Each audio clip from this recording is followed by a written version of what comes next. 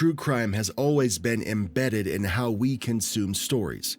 And I'm not just talking about for the last 5 or 10 years either. I mean, way before you started listening to Crime Junkie on the way to work. Well before you started watching reenactments of home invasions while you folded laundry. It's always been there. As far as I can tell, the very first true crime content dates back to the 16th century. In Europe, pamphlets detailing gruesome murders were sold in town squares, complete with those woodcut illustrations and moral warnings. These were tabloid hits before the tabloids even existed. They were cheap, grisly, and wildly popular. Now fast forward to the 1800s, and crime reporting becomes a staple in newspapers.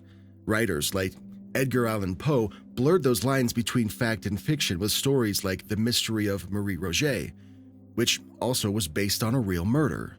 Audiences were already fascinated by this overlap of crime and mystery in this narrative format, especially when those crimes were unsolved. By the early 20th century, true crime had settled into popular culture. The rise of pulp magazines like True Detective and Startling Detective in the 1930s and 40s fed readers this constant stream of the stylized, gritty storytelling. And not only were these documentaries, but they were also the sort of pulp noir for the masses. Many of them were written by former police officers or journalists and often exaggerated, but the line between journalism and entertainment was already starting to blur. And then came television. In 1987, Unsolved Mysteries debuted, and every one of our mothers just lost their minds. It combined real case files, these dramatic reenactments, and a terrifyingly calm but stoic host. It wasn't flashy, but it worked, obviously. You got the facts, you got some eerie music, and this lingering feeling that someone was still out there. Not long after that, we got America's Most Wanted, and these shows obviously had entertainment value, but they also actively tried to solve crimes by enlisting the audience. And this, to me, is when I think true crime became interactive.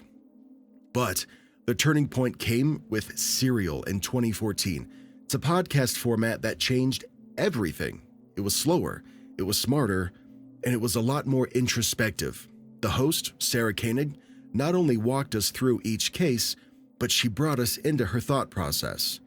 We weren't just listening to a true crime story, but we were also following her as she uncovered it kind of in real time. It was personal and unresolved and very, very real. Serial ignited the podcast boom, but it wasn't alone for very long. Shows like Criminal, My Favorite Murder, Sword and Scale, and Case File, they all followed, each with a bit of a different tone. Some were a lot more clinical, others were a little more conversational, and a few were even funny, believe it or not. But all of them offered something that crime reporting had never fully nailed up until that point, and that is intimacy. Listening to a podcast is different than watching TV or reading an article. You're alone. It's in your ears, and it feels kind of like a secret. In true crime, more than any other genre, it thrives in that one-on-one dynamic. It's not about spectacle and how big can we go. It feels more like a confession. On YouTube, a parallel explosion was happening. Channels like That Chapter, Mr. Ballin, Bailey Sarian, they all turned visual storytelling into something that was deeply watchable and so bingeable. Some emphasized the narrative, others brought on some forensic analysis and courtroom footage and personal reflections, but at the same time, it came down to voice, who was telling the story, also how they made you feel while hearing it. What made all of this work, and what still makes it work to this day, is the balance between the horror and the structure. I think that true crime delivers the tension of fiction with the weight of reality. And there is something just so compelling that knowing what you're hearing actually happened. It activates this different part of the brain, man. It's the part that says, this could happen to me. And there's also the illusion of control. People binge true crime, not because they want to see the worst in humanity, but I would suppose some probably do, but maybe more because they're trying to understand it more often than not. It's sort of a form of prep work for some people. It's a low-stakes way for people to explore high-stakes fear. You can press pause whenever you want, and you can tell yourself that you'll never fall for that con, or walk down that alley, or trust that neighbor. What true crime does is that it gives you the shape of a threat, and just enough distance to pretend that you're immune. But none of this fully explains the emotional appeal. That part gets a lot messier because true crime also taps into grief, injustice, rage, curiosity, and obsession. It makes you feel like you're part of something larger, especially when you're following a cold case or an unsolved mystery. And in some ways, that hope is what makes the genre sustainable. Even when stories become dark, people come back for resolution.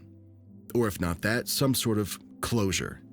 And if not that, then meaning to any degree. Please, just give me a meaning to something, right? That's what the best creators, like Mr. Ballin, for example, understand. I don't think that they're simply rehashing tragedies over and over again. They're crafting a narrative that acknowledges the stakes while also respecting the people at the very center of it. This is the foundation. True crime became popular because it scratched a very specific human itch, and that's to understand the dark, to survive it, and to just feel a little bit safer on the other side. But now that everybody's telling these stories, the stakes have changed. The intimacy that made true crime as powerful as it was is being strained at scale. And what happens when something that was built on trust and connection simply becomes content? We'll get to that next. True crime has evolved from this niche interest to this dominant force across all sorts of media platforms. Podcasts, YouTube channels, TikTok accounts, they're all vying for your attention with these tales of real-life horror. But with this explosion comes a pressing question. Has the genre stretched itself too thin? The allure is completely understandable. I get it. True crime content is relatively low cost to produce, and it consistently attracts audiences. This demand has led to a surge in creators entering the space, and each of them striving to offer a unique angle or a more sensational story. There's a phenomenon of creators like Plagued Moth, who gained notoriety for reacting to graphic content that most people just said was disrespectful. His approach sparked debates about the ethics of turning real tragedies into entertainment. Even well-intentioned creators aren't immune to the pressures. Eleanor Neal, she's a prominent true crime YouTuber. She took a hiatus, citing burnout from constant exposure to traumatic material and this overwhelming demand to produce the content.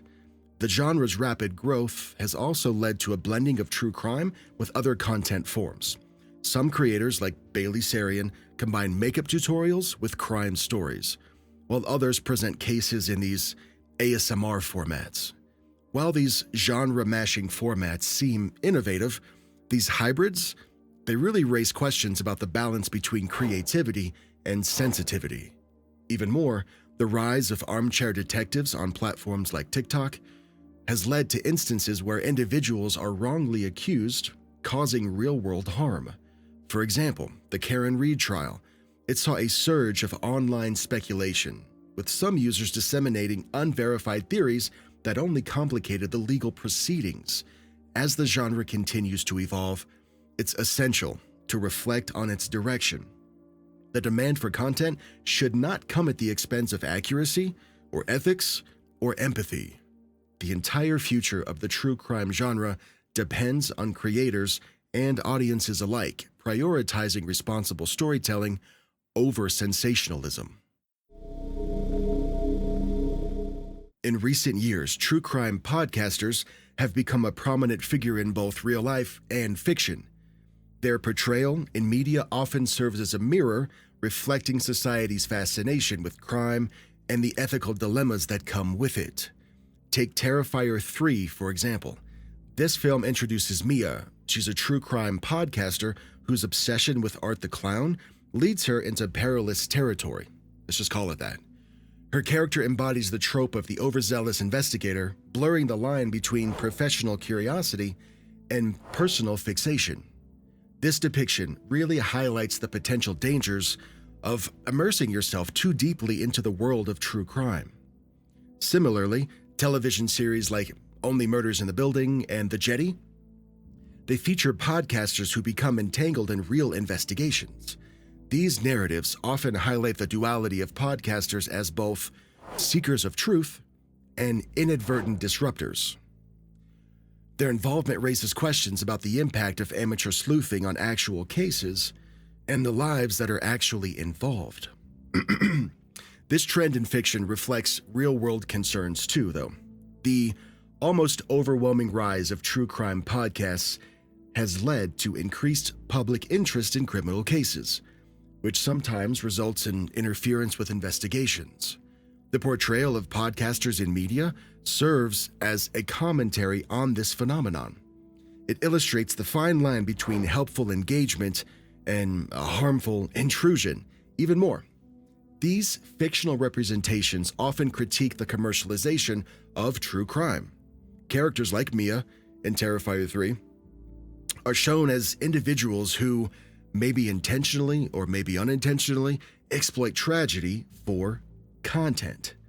This mirrors the real-life criticisms of true crime media, where the balance between storytelling and sensitivity is frequently debated.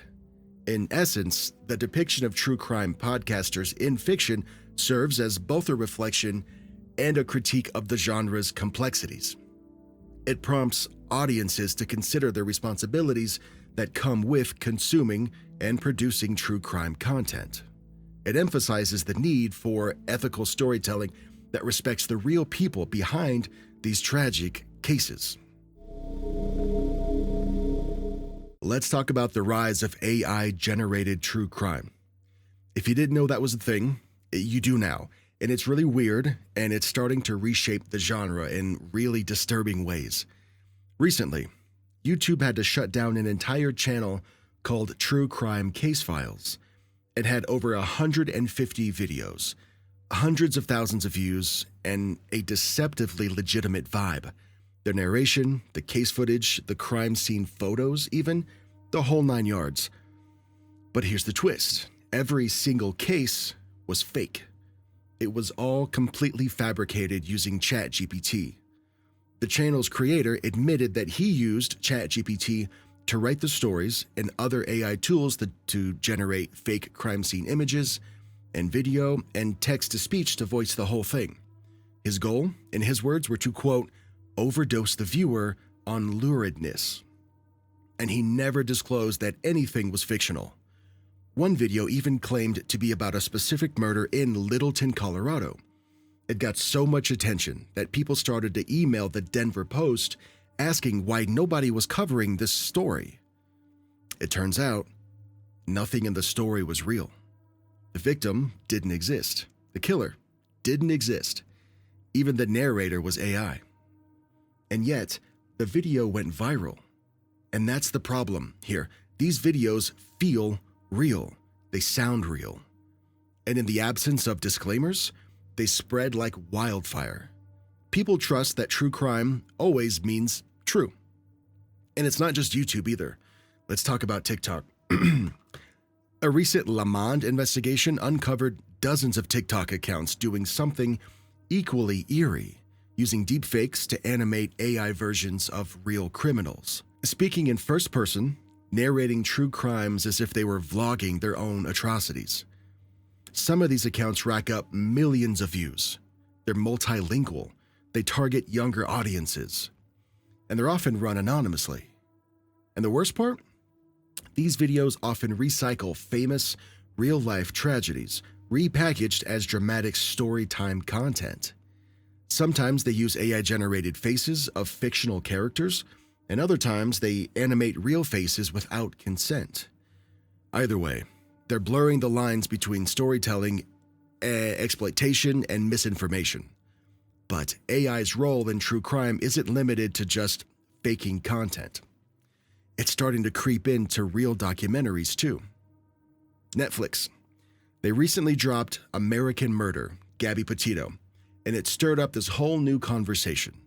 In this docuseries, they used AI to recreate Gabby's voice. her actual voice, to read diary entries. They had the family's permission to do this, and Netflix was thankfully transparent about the tech, but still, it raised a lot of eyebrows. Viewers called it eerie, almost uncanny, and critics said that it just felt exploitative. Because even with consent, there's something uncomfortable about digitally resurrecting someone who can no longer speak for themselves. It just begs the question, right? Should we be recreating the voices of victims for dramatic effect? Or does that cross an ethical line? Let's move on to some ongoing cases, because this is where things get really messy. One recent example is the Karen Reed trial. She's the Massachusetts woman accused of killing her police officer boyfriend.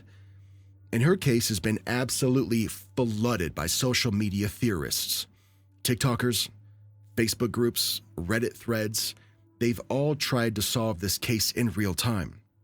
Some even accuse the police of a cover-up, and others say that there's a deeper conspiracy going on. At one point, prosecutors even warned of a potential trial by ambush because the online rumors were moving faster than the legal process was. The judge had to remind jurors not to believe everything that they see online. And Karen Reed's own on-camera interviews and appearances in true crime docuseries are now part of the evidence. So, what's the takeaway here? Well, unchecked speculation, especially about ongoing or unsolved cases, can have real-world consequences. It can intimidate witnesses, it can taint jury pools, and it can actually interfere with justice. This is not a canceled true crime rant, I promise. And I'm not here to bash any creator specifically. In fact, people like Mr. Ballin and others have pioneered how to tell these stories respectfully, with care, and with research. But what we're seeing now is a split. On one side, you have creators committed to facts, sourcing, and ethical lines. However, on the other side, you've got people that are just chasing views with synthetic murders and viral lies. The scary part is audiences can't always tell the difference, though. So if true crime is going to survive, and, part of me kind of hopes that it does, we have to draw a clear line between based on a true story and generated by a prompt. Trust is the foundation of this genre. If you lose that, everything falls apart. Many true crime podcasts and video creators pour their hearts into these stories of violence and mystery. But it's easy to forget that they're humans too. Behind the polished episodes are people that are coping with stress and grief and ethical angst. Take Eleanor Neal, for example. At the time of this recording, she's coming up on 3 million YouTube subscribers, and she's publicly announced an indefinite break, citing content burnout from constant exposure to traumatic material. Plus, the revenue pressure of sustaining a production team as view counts started to slip. Social media scrutiny in this niche is especially intense, and she felt the weight of every like and comment and critique. By taking a step back, Eleanor aimed to protect her mental health, which is a pro move that analysts say is something essential for longevity in content creation. The emotional toll is very real. True crime creators often spend nights digging through grim case details, interviewing sources, or reading court transcripts, then retelling stories of tragedy over and over again. Even those known for respectful coverage, like Stephanie Harlow or Danielle Kirsty, admit that living in the dark side of humanity 24/7 can lead to exhaustion and moral fatigue. Fans have noticed when creators break the cycle. Stephanie Harlow has occasionally paused her deep dive series, and others have taken short sabbaticals or slowed their schedule. These pauses are not just for rest either, hardly. They're more about processing grief and uncertainty. Many comment forums are filled with well-wishers that are actually encouraging creators to take breaks. One fan simply writes, "I just wish she'd take a break so she's okay." It's a reminder that even top YouTubers and podcasters need time to recharge. But there's another layer of stress to all of this, and that's the demands of the platform and the business side. YouTube's algorithm, for example, favors consistency, pushing creators to publish more frequently or risk losing momentum. Studies of creator burnout note that the constant pressure to generate views and subscribers and engagement can profoundly impact creators' mental health. Creators talk about the guilt and the anxiety of missing an upload all the time. Suddenly an episode might not reach as many subscribers as before. On top of that, true crime content sometimes gets demonetized or flagged as insensitive, which hits the revenue. Financial stress only intensifies the pressure. When income depends on views and creators feel unable to take necessary breaks, it sucks, man. Public backlash or even ethical policing can add to the burden as well. In true crime, even a small factual slip-up or an offhand slip-up, right, can create outrage. Creators report seeing comments or even being harassed by the family members' victims if they see something they don't like. As one analysis puts it, the niche suffers, quote, particularly intense social media scrutiny. The combination of emotional exhaustion from the content itself, plus the relentless grind for eyeballs and ad dollars, and the fear of getting negative feedback is a perfect storm for burnout. Yet, many creators strive to handle their material thoughtfully. Mr. Ballin, another prime example, a former Navy SEAL turned top YouTuber. He explicitly acknowledges the humanity behind each story. He reminds his audience that these are real people, and these events really happened to their families. Mr. Ballin says that he tries to tell these stories from the victim's perspective, knowing that for them, these stories aren't content or entertainment. They're personal tragedies. In line with that ethos, he even founded the Mr. Ballin Foundation, which is a nonprofit that awards grants to organizations supporting victims of violent crimes and their families. In other words, he uses part of his success to give back, honoring the people behind the headlines. His approach shows that true crime content can be both compelling and compassionate, balancing gripping storytelling with respect for those involved. I don't really think that most true crime content creators are in it to sensationalize. Most of them, I hope, genuinely care about justice and about telling meaningful stories. However, they also face a system that rewards nonstop output and flashy hooks.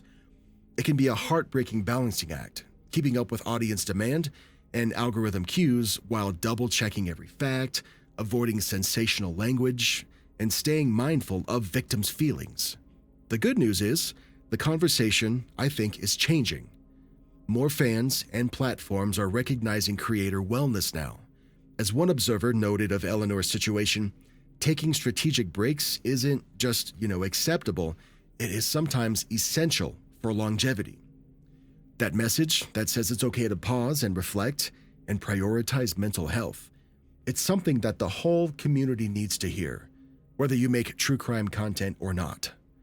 Because behind every true crime mic is a real person doing their best, and they deserve understanding and support just as much as the stories they tell. In some corners, true crime creators are already turning towards activism. For example, Ashley Flowers from Crime Junkie founded Season of Justice. It's a nonprofit that uses listener donations to fund DNA testing and awareness campaigns for cold cases. Her team explicitly says that they aim to do, quote, more than just tell these stories, and urging fans to also, quote, move the needle by getting involved and ensuring that justice is served. This reflects a broader shift. If you zoom out with me, we find that industry surveys find true crime audiences are usually engaged in real-world justice. For example, they're over 4 times likely to tip off police or sign petitions on cases. Bunch of narcs. I'm just kidding. We're seeing more storytelling that doubles as advocacy. Podcasts and documentaries encouraging donations and contacting authorities or even proposing policy changes. In short, a growing number of creators are narrating crimes, but also using their platforms to support victims and push for change. Meanwhile, and there is a meanwhile, there is another trend that's exploding on the opposite end. It's algorithm-driven, sensational content, often just churned out by AI. Recently, NPR reported on a viral true crime video that turned out to be entirely fabricated by AI, complete with fake locations and people. And we already talked about true crime case files that faked almost everything on their channel. Now, with keeping these AI content farm channels in mind, with production costs slashed by AI and clicks as the new metric, an ever-growing swarm of new creators are pumping out these formulaic, hyped-up true crime, in air quotes, content. These videos may be entertaining to whoever might stumble upon them and just not know any better, but they raise genuine ethical questions, especially when viewers don't realize that they're watching fiction. They're essentially listening to low-quality creepypastas that are dressed up in yellow caution tape and have this grainy filter slapped over them.